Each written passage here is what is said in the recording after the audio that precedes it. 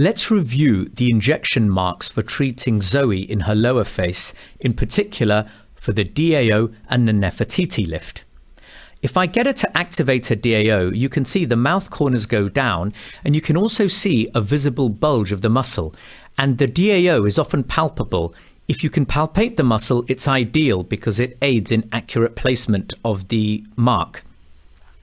My preference is to inject low and closer to the mandible because this way there is less chance of diffusion to the depressor labii inferioris, which sits up a little bit higher and posterior to the muscle. We can now make a marking on the other side. Again, we get her to contract, we can palpate and see the muscle, and then we'll make an injection point for treatment. In this position, I also get her to activate her platysma, and we can see one very dominant platysmal band, which is responsible for contributing to bringing the mouth corner down in association with the DAO. I make 4 marks along this platysmal band.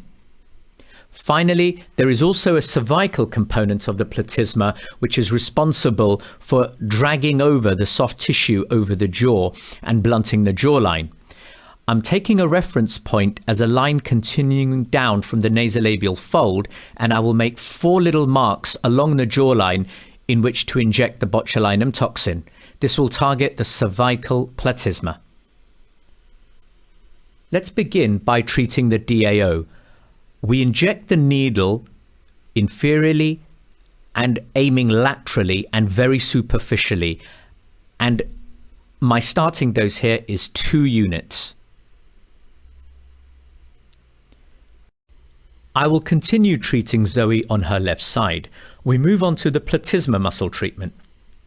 When she activates, we can clearly see the dominant platysmal band that we marked out earlier, and I will inject 2 units into each location. I grip the cord-like band between my thumb and finger, I inject the syringe into the band, and each mark will receive 2 units. Some injectors feel you only need to inject the upper part of the band to get the maximum aesthetic effect.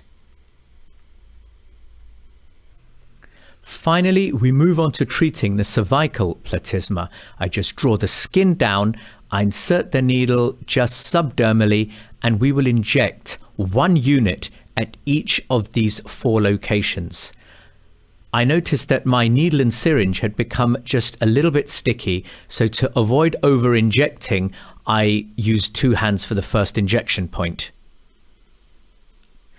That concludes our treatment, and we will review Zoe in 4 weeks to see the results of her treatment.